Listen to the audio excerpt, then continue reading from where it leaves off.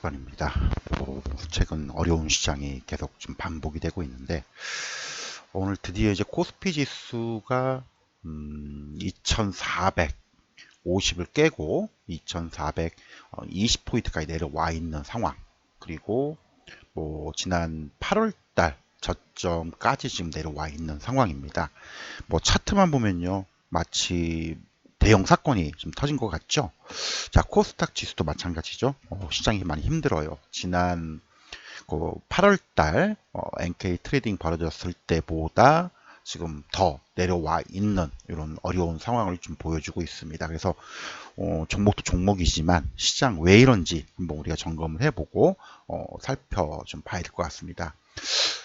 최근에 삼성전자 신저가 도대체 시장에 무슨 일이 좀 발생이 됐냐, 뭐 요 부분 우리가 다시 한번 체크 점검을 하겠습니다. 시작하기 전에 구독, 좋아요, 알림 한 번씩 부탁드리겠습니다. 자, 삼성전자 신저가. 사실은 삼성전자의 신저가 얘기는 지난번에 한번 다 말씀을 드렸을 겁니다. 사실 뭐 지수가 빠지고 하락하는, 그리고 코스피 지수가 하락하는 가장 결정적인 이유는 삼성전자의 주가 하락입니다. 최근에 삼성전자 주가 하락 잠깐 볼게요. 자, 과거의 흐름과 함께 지금 지켜볼 텐데, 불과 8, 9월달 하더라도 8만원대, 뭐 8만 8천원까지 갔던 주가가 지금 5만원, 이제 뭐 지난번에 말씀드렸지만은 안타깝게 얘기를 했지만은 4만 전자 가능성을 분명히 말씀 한번 드렸을 거예요. 뭐 불길한 예감, 불길한 예측이 현실화되는 게 그리 달갑지는 않지만 현실이 됐습니다. 자, 이렇게 빠지는 가장 결정적인 이유, 뭐 다 알고 계시겠지만은 뭐 우리가 이제 흔히들 얘기해서 미국 대선이 끝나고 나서 트럼프 트레이드라고 보통 표현을 많이 하는데 아무래도 보호무역, 그리고 이제 대중국 무역을 경제를 견제하는 이제 고관세 부과, 근데 그 대만과 한국도 적용이 될 수 있다, 뭐 이런 얘기들을 많이 접해봤을 겁니다. 그 부분이 가장 결정적인 이유. 그리고 이제 뭐 엔비디아의 HBM 적용을 못해서 실적 부진이 또 가장 큰 원인. 근데 중요한 거는 삼성전자가 빠지지만은 왜 시장에 수급 주체가 없냐 이거죠. 한 가지 그게 좀 아쉽죠. 자, 그래서 업종 지수를 한번 잠깐 볼게요. 코스피 지수를 좀 잠깐 볼게요. 여기 내용들을 보면은 좀 그 이유를 이제 우리가 풀어갈 수 있을 겁니다. 지난 정확히 외국인들 입장에서는 제가 한국 주식을 사야 되는데 환율이 올라가는 그런 부분도 없지 않아 있습니다. 뭐 그거는 익히 설명을 드렸던 내용들이니까 뭐 이렇게 환율이 고공행진을 하다 보니까 한때 1310원까지 내려왔던 게 지금 1400원대죠. 뭐 거의 100원, 거의 8, 9%가 급등을 했습니다. 당연히 외국인들 입장에서는 주식을 보유하기보다는 달러 보유, 강달러라고 하죠. 환율이 급격히 올라가니까 뭐 거기에 따르는 거는 아무래도 미국의 그 추가적인 금리 인하부터 해가지고 재정 정책을 확대하는 그런 포함되어 있고, 트럼프 트레이드라고 해서 이런 이제 활발한 그런 흐름들이 보여주는데, 자, 외국인들이 많이 팔았기 때문에 환율이 올라갔냐, 아니면 환율이 올라가서 외국인들이 팔 수밖에 없냐. 사실 닭이 먼저냐 달걀이 먼저냐 이런 논쟁이긴 하지만 결국은 같은 원인으로 움직인다는 거죠. 그렇죠. 결국은 어쨌든 간에 시장에서 반응하는 거는 최근에 이렇게 엄청나게 팔아치웠다는 겁니다. 여기 보시다시피 외국인들은 정확히 말하면 8월부터 잠깐 이렇게 사기도 했지만 대부분의 외국인들은 계속 팔아치웠다는 거예요. 코스피 시장에서. 그럼 주로 뭘 팔았냐? 삼성전자입니다. 안타깝게도. 자, 그러면 기관들이 이 물량을 좀 받쳐줘야 되는데 그렇지는 못했죠. 거의 그러지 못하고 잠깐 9월 달에 잠깐 들어온 이후에 뭐 저가 매수, 쉽게 말하면 올라간 걸 사지 않고요. 어떻게 됩니까? 많이 빠진 거 위주로 저가 매수만 살살 들어온 뿐이지 산 게 없어요. 그럼 누가 받았냐? 개인들이 다 받았습니다. 자, 가뜩이나 미국 증시가 좋고 최근에 트럼프 당선 확정 이후에 비트코인이 고공행진을 하다 보니까 뭐 돈은 돈대로 묶이고 시장에 지금 수급 주체가 없다 보니까 빠질 수밖에 없는 거죠. 자, 근데 냉정하게 우리가 생각해 볼 필요가 있는 게 과연 그러면 지금 우리가 소위 얘기해서 한국 증시 신저가 나오고 있는데 왜 그러냐? 그리고 지금 현 시점이 어떠냐를 본다면 뭐 IMF 때보다 더 어렵다. 글로벌 금융위기보다 더 어렵다는 얘기들 막 하고 있죠.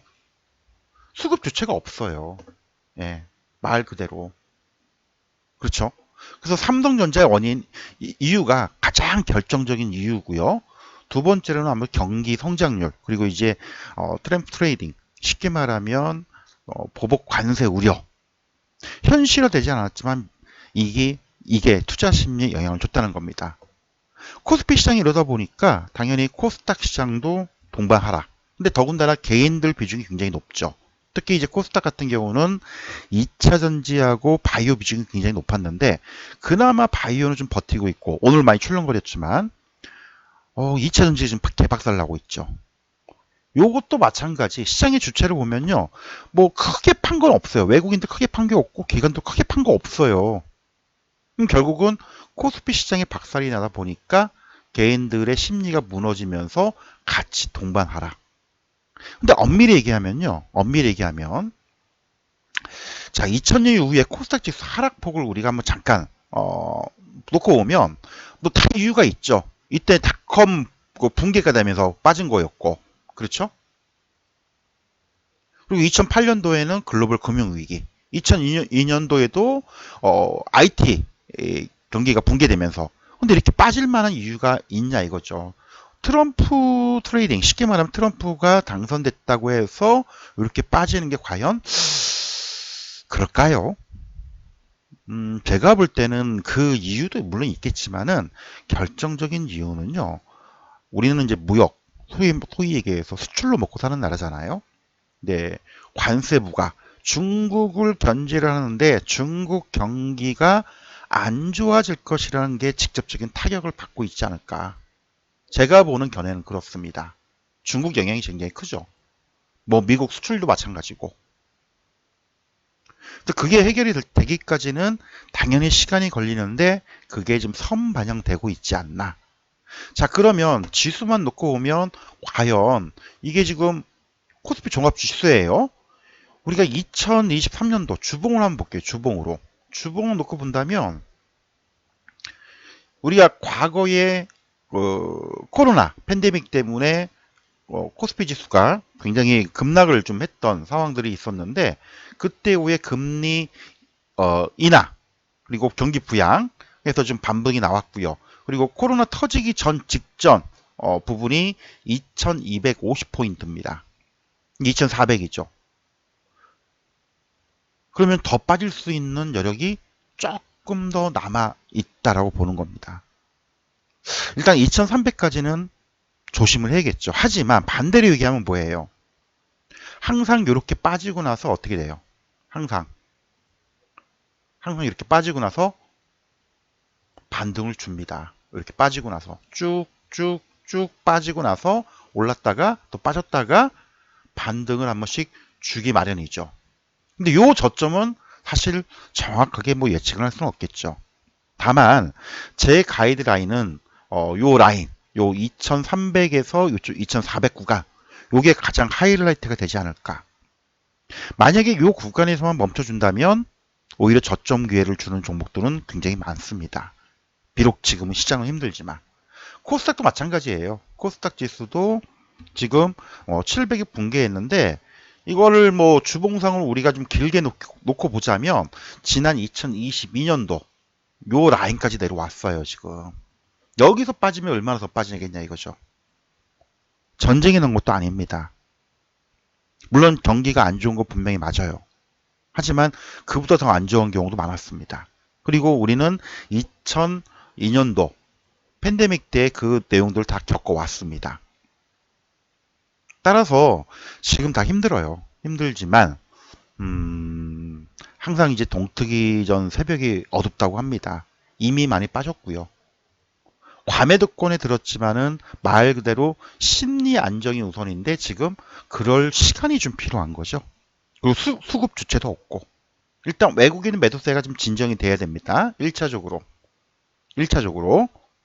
그래서 분명히 지금 시장 규모로 놓고 얘기를 하자면 과매도권에 진입한 건 맞다. 그렇죠? 다 힘든 구간이지만 과매도권에 진입한 구간은 맞아요. 분명히.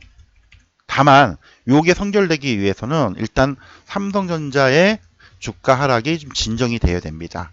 즉 다시 말하면 외국인들의 대량 매도 공세가 좀 진정이 되어야 돼요. 일단 첫 번째 조건이 이거라고 좀 보고 있고요. 두 번째는 환율입니다. 환율. 이거는 후행적이죠. 사실은 원달러 환율은. 어차피 강달러는 우리가 예상을 해볼 수 있는 거고. 어쨌든 환율 급등, 네, 급등세가 진정이 되어야 됩니다. 그렇죠? 자, 이 두 가지가 일단은 선결돼야 될 것 같고요. 세 번째는 분명히 이제 과매도권에 들어서면 거래량이 터집니다. 거래량. 이 손바꿈이라고 하죠. 이 손바꿈 과정에서는 두 가지가 나오죠. 첫 번째, 이제 손절성 물량들이 나올 겁니다. 요거를 소화할 수 있는. 네. 그렇죠. 요게 좀 나와줘야 되고, 새로운 매수 주체가 좀 등장을 해야 되는데, 사실은 기관들이 지금 현금 비중을 굉장히 많이 늘렸어요. 그리고 개인들은 뭐 해외 증시, 그리고 비트코인 시장으로 많이 빠져나갔습니다. 외국인은 계속 팔고 있고요. 사주는 사람이 없어요. 그러면 소위 얘기해서 우리가 이제 말하는 펀드나 이런 이제 기관들 쪽에 자금들이 유입이 돼야 되는데 그 유입되는 데 시간이 좀 필요합니다. 보통 우리가 이제 연말 되면은 일단 윈도우 드레싱 효과라고 하죠. 일단 인위적으로 좀 끌어올리는 게 있습니다. 그래서 연말 연초 되면 대부분 시장이 약세보다 강세로 돌아서는데 그 시점이 과연 이제 11월 달 될 거냐, 12월 초가 될 거냐. 이게 지금 관건이 될 것 같아요. 따라서 지금은 소위 얘기해서 지금 얼추 한 8, 9분 응선은 좀 지난 시기입니다. 지금부터는 사실은 손절의 의미는 없어요. 물론 내가 중장기 투자를 하는데 많이 좀 하락되어 있다. 그걸 못 견디겠다라고 하면 교체할 수 있겠지만 사실 지금부터는 손절의 의미는 없습니다. 다만 이제 교체를 해야겠죠. 교체. 종목을 교체 준비. 왜냐? 예를 들어 삼성전자 같은 경우에 지금 이렇게 빠졌는데 당장 회복할 수는 없거든요. 시간이 걸리겠죠. 당연히 시간이 걸리겠죠. 시간이. 주가가 이렇게 빠졌는데 시간이 걸리겠죠. 단기적으로 지금 뭐 4만전자 그쵸. 지난 7만원대 깨질 때부터 제가 4만전자 가능성을 말씀을 드렸었는데 여기서 이제 바닥을 다지려면 시간이 걸려요. 시간이. 시간. 최소 짧으면 한 달, 길면 2, 3개월. 요 시간이 필요합니다. 그래서 일단 당장 시장이 쉽진 않지만 그래도 우리가 좀 믿을 건 역시 뭐 방산주, 그렇죠? 하나 에어로스페이스나 뭐 현대로템, 한국항공우주 최근에 이제 하나 시스템 잘 갔는데 이런 이제 방산주 위주 그리고 시장이 좀 어렵긴 하지만 코스닥에서는 그나마 버티는 게 바이오주 그리고 어떤 그 중립적인 섹터로 이제 엔터주들 많이 얘기했는데 그 종목들은 제가 세부적으로 또 다시 한번 점검을 좀 해드릴게요. 일단 반도체 쪽은 그나마 하이닉스가 낫다라고 말씀드렸죠. 비록 밀리고는 있지만 2차전지는 당장은 아니다. 특히 LG 에너지 솔루션 같은 게 나쁘진 않지만 대표적으로 에코프로 같은 경우 저는 더 빠질 수 있다고 생각합니다. 그리고 많은 개인들이 들고 있는 포스코홀딩스 있어요. 저 이거 좀 정리를 하시라고 계속 말씀을 드렸었는데 안 팔더라고. 저점 아직도 모른다라고 했는데 30만원 깨졌잖아요. 결국은. 포스코홀딩스도 개인들이 굉장히 좋아하는 종목 중에 하나예요. 이미 다 털고 나갔는데. 그죠? 그래서 이 부분들을 좀 말씀드리고 싶고 뭐 그나마 좀 LNF는 좀 바닥을 다지는 형국이긴 한데 아직 좀 시간이 좀 필요할 것 같고 그리고 하나오션이 오늘 좀 많이 빠졌습니다. 예, 급락이 나왔는데 글쎄요. 뭐 저는 좀 기회를 줄 것 같아요. 지난번에 못 잡은 분들 한번 기회를 줄 것 같고, 그 다음에 바이오주, 알테오젠이 오늘 밀렸지만은 이건 시장과 함께 밀린 측면이기 때문에 뭐 나쁘진 않다고 봐요. 뭐 알테오젠, 리가켄 바이오 오늘 많이 밀렸죠. 뭐 빠지면 또 기회를 줄 것 같아요. 그리고 페프론 유상증자 진행하고 있는데 지난번 우리가 진짜 5만 원대 매매했던 게 엊그제 같은데 지금 12만 원 찍었죠. 그리고 이제 펩트론 대타인 올릭스 최근에 불끈하고 좀 조정을 줬습니다. 조정 줄 때 좀 기회를 봐야겠죠. 시장이 안 좋기 때문에 상대적으로 뭐예요? 경기 방어주 성격을 가지고 있는 엔터주들을 제가 지금 설명을 한번 드렸을 거예요. 주식을 가져 이런 것들은 뭐 조금 우리가 밀릴 때 가져갈 만한 그런 종목들, 엔터주들, 그렇죠? 그래서 이쪽 위주로 보시고 새로운 또 개별적인 좀 관심 종목들. 최근에 저도 이제 그 10월 중순부터 뭐 전략적으로 계속 얘기를 했던 게 뭐냐면은 현금 비중 늘려라. 네.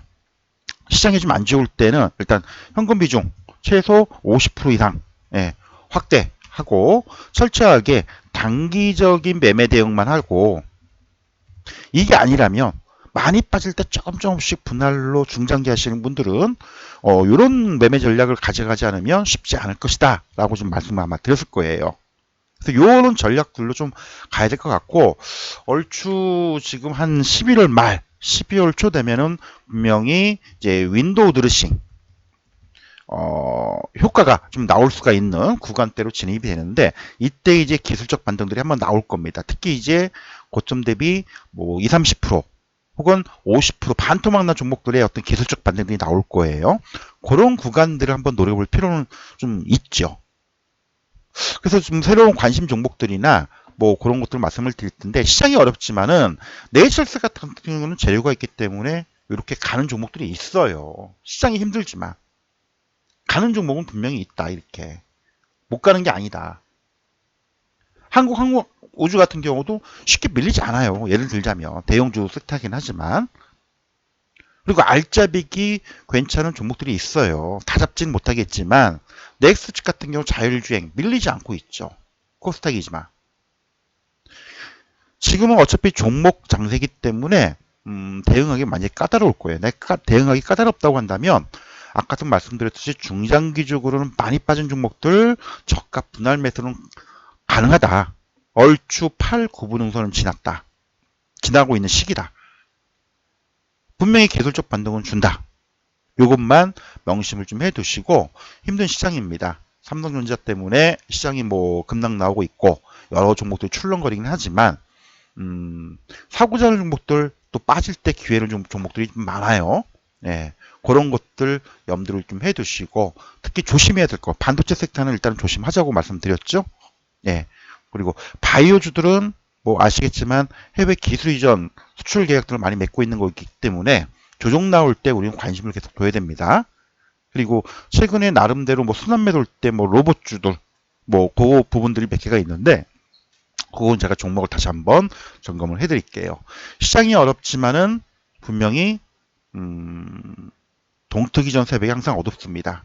그리고 반대로 얘기하면 내가 비록 지금 손실은 보고 있지만 만회할 수 있는 기회는 분명히 오기 마련입니다. 이것만 꼭 생각을 좀 해주시면 될 것 같아요.